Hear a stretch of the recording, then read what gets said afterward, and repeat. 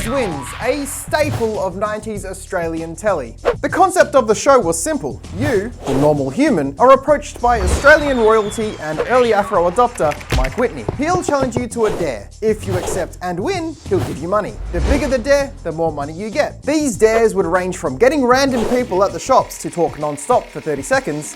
What I would like to say is this, that the program is very, very good, very, very inspiring. Have I got to 30 seconds yet? Tell me if I've got 30 seconds yet. Yeah, that wasn't talking non-stop for 30 seconds. To climbing up the, at the time, world's tallest flagpole. It was reality TV before reality TV was a thing, and prostitution before prostitution was cool. So let's take a look at who dares wins. If you dare.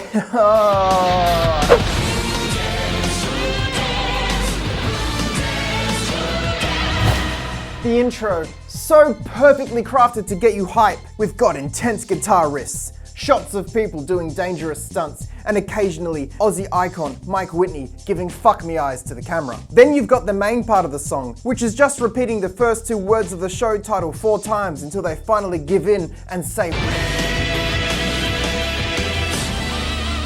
It's kind of like that bit from Rocky Horror Picture Show where Tim Curry hangs on to the back half of anticipation. And you're like, ooh, Tim Curry, you filthy cock tease. After that intro, we're presented with our host and clear chick magnet, Mike Whitney. A man who likes to talk to the camera like it's behind a wall at head height. Can you see me? Yeah, the f***ing wall in the way. Over 90 years old and an Aussie icon. Well, these ones aren't 90 years old, but what Daddy is dare someone to eat 3 and whistle us a tune all within a minute. And if they can do that, I'll give them $50. Quality television. Honestly, I'd have just said yes for the free food. I'm fagging a few crackers right now, actually. Could go a couple of Sayo Bickies. After a few people barely even try so they can get some sweet free crackers, which polo shirt enthusiast Mike Whitney thinks is the funniest thing ever, they stumble upon this abomination of a man, Big Al. Well, it was more of a warble than a whistle. God, that alliterated delivery. Mike Whitney, maestro of masterful dad jokes, I love you. How good was that? I can do alliterations too. See, I'm a gangster. Yep. Now, you can bet Al's a formidable force at a smorgasbord. We've got a dribble, a nibble, and finally a quibble. Imagine future Prime Minister Mike Whitney describing the ideal date to his girlfriend. First, I'll pick you up in my truck. Then, we'll give these a suck. And then finally, Unfortunately, the camera was running out of film, and the packet of Sayo Bickies was empty, so they just gave the money to Big Al. Now, Mike, the shop's closed in 20 minutes and I gotta go to the toilet. Just give that big f***er the money and let's call it a day. Well, I reckon you could have done with a drink after that, Big Al. What was that? Did he have a fly on his lip right before he started filming? Oh, you could have done with the drink after that, Big Al. To be fair, he does deliver a very specific 50-second long monologue at what is presumably 5 a.m. in the morning, so then no f***heads come and do the devil horns in the background like, hey, you guys like with me? So, like, he's doing a pretty good job, but still, like, what is this? Like, every episode, someone gets nominated for a dare that's slightly more life-threatening than eating some crackers. We're going to dare someone to go caving 40 metres below ground and crawl a further 100 metres through tunnels and holes that you can barely fit your head through, let alone your body. And the person we're going to dare is Debbie Patterson. Debbie's a 26-year-old. What is a food demonstrator? I was gonna do a sketch, a little bit about what is a food demonstrator, but like I don't think I could do that term justice. Alright, moving on. That's the kind of girl that you can only take to a place twice. Second time to apologise. You can tell this woman's from Queensland because they barely open their mouths when they talk because there's too many flies and you don't want to get in your mouth. So you talk like this. Well, when they asked what was wrong with me, I said there's nothing wrong with me, I'm just from Queensland. But that didn't stop them from holding me back in primary school for 3 years in a row. Queensland, actually, their number plate used to say the smart state. But like if you're so smart, you'd figure out how to open your mouth when you speak, so f*** Queensland. Zigging the comedy in this one. Funny boy. Well, you've been nominated to come on the show. Oh my God. Come with me right now. What happens if they can't go in that moment? All right, come with me right now. We're gonna do a big dare. Oh, I can't come with you like right now. Can we wait? No. Come with me. We're doing the big dare for Who Dares Wins right now. I gotta take a shit. Actually, that's the dare. You need to shit your pants and I'll give you $50. Fucking hell. My favorite thing about the footage that I got for this episode of Who Dares Wins is that whoever was taping it on TV, they only paused out most of the ads. And as a result, we get things like this. Deb, you've got no idea what we're going to dare you to do. I just hope you've had your Weet-Bix, mate. I figured I had a 1 in 3 chance, you know? That's actually better than having no ads at all. I love it. So Debbie has been given the big boy dare, and it's at this point we meet Tanya Zayed, dream girl of 90s Australian television and Bollywood megastar. Her role on the show was to guide contestants through the big dare, and if they couldn't do it, she had to do it herself. Christ, what a job. God, Tanya Zayed, she was hot.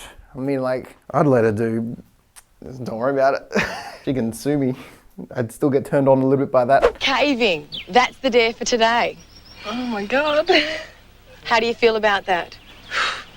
Well, I'm not fucking stoked about it, am I? Tell you what, Deb, you're going to have plenty of ticker if you decide to go through with it. Excuse me, what? You're going to have plenty of ticker if you decide to go through with it. Never in my life have I heard that saying. Mike Whitney, stop inventing new sayings. We have enough weird in the Australian language already without you adding more to it. Ticker. No one's ever said that to me. And I've lived a long time. I'm actually 73 years old. I just drink a lot of water. Now, imagine standing on this 10-metre platform. I'm imagining it. That's about 3 stories. Wow. And imagine jumping from that height. Oh dear. You'd be absolutely crazy to do something like that. You certainly would be. But for $500 thanks to Sanitarium Weet-Bix, Yummo. that's exactly what we're going to dare someone to do. No way. Jump from this 10-metre platform and land on those mats. Oh, get fucked. So begins jumping fan Mike Whitney's quest to find someone to jump off a super high platform. And wouldn't you know it, he bumps into both of the now retired Super Mario brothers. And you're my man, Oz. No, I'm not. Mario, you bitch. Ugh. But it was a very plucky Mandy McKenzie who we approached next.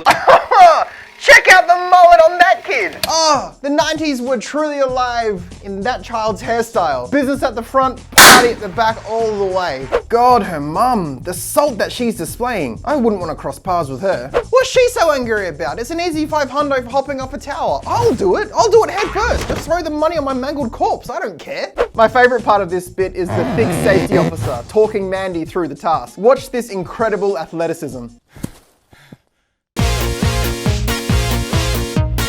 This guy is surely part ninja with slick moves like that. I mean, come on. So, Mandy does a test jump, but lands a bit awkwardly.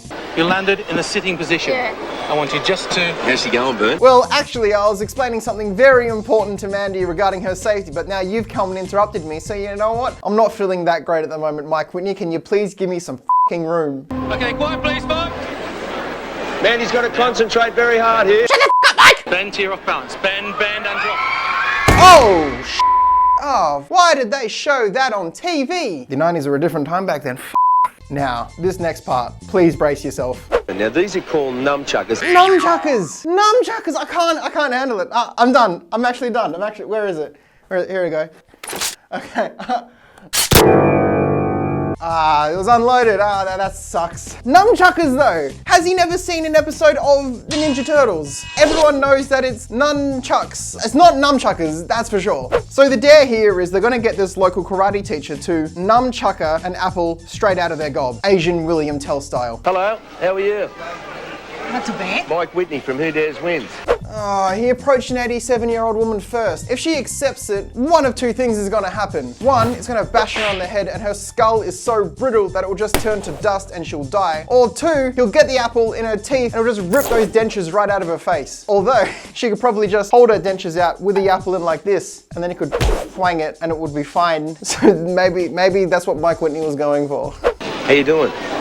Mike Whitney. Oh, the way he lurked up on that woman. Oh, he would definitely not be able to get away with that nowadays. Hashtag me too. I love how he goes to swing the nunchuckers because he thinks he knows how to use them, but then immediately looks like an idiot, like straight away, and just gives up. Oh, look, the face, it's the moneymaker.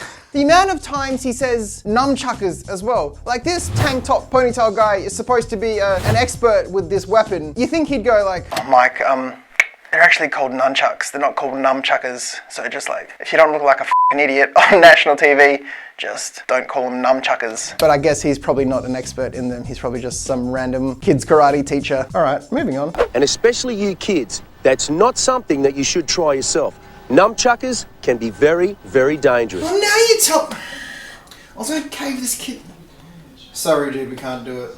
Mike Whitney says we can't. Oh, but wait. What about her? You don't worry about that.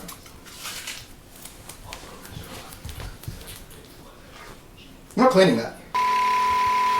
Next up, we finally have Debbie doing the big dare. Genuinely forgot about her. She just kind of does it. We don't even get to see her fall and break her legs or have to cut her own arm off like James Franco did in that one film. Imagine that. Debbie has found herself in a tight situation. Now she has to saw through several layers of skin and bones with her house keys to free herself and get that $500 thanks to Sanitarium Weet-Bix. If that actually happened, that would be so because they wouldn't be able to air it on TV. And with these shows, you only get paid if your episode goes to air. So imagine that, having to like cut your arm off and then you just get nothing from it. And I just realized I'm getting upset over a hypothetical that I just made up. That's stupid. I'm so stupid. Tanya Zayeda really earned her paycheck this episode, didn't she? She just kind of hung around outside of a cave. And that was Who Dares Wins, the pinnacle of 90s Australian television, until the next video that is the pinnacle of 90s Australian television. I actually really enjoyed the show, and I don't know why they don't do it anymore. It'd be a hit nowadays. So obviously, I'm gonna try and bring it back. Who Dares Wins online or something. I just wanna dress up like Mike Whitney.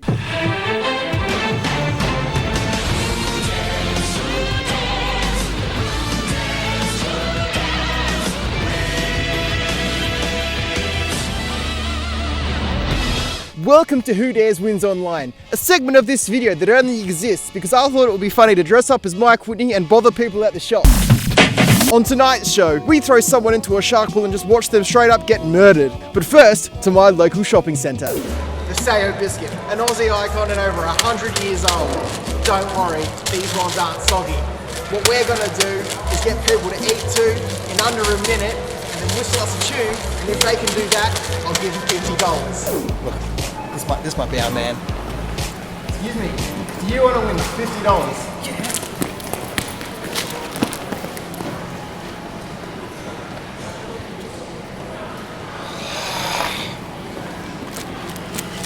Here's someone right now.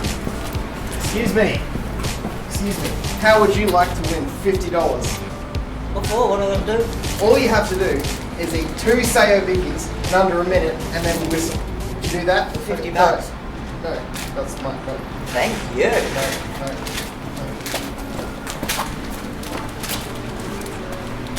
She put it in her tits when you're supposed to. I'm only coming back like 2, maybe 3 more times. This is getting ridiculous. $400 already. But why don't you just get 100 this time? Good call. Oh, little girl, would you like to win $50? All you have to do is But where were you on that one? Why didn't you chase him? Why didn't you? I can't run in heels.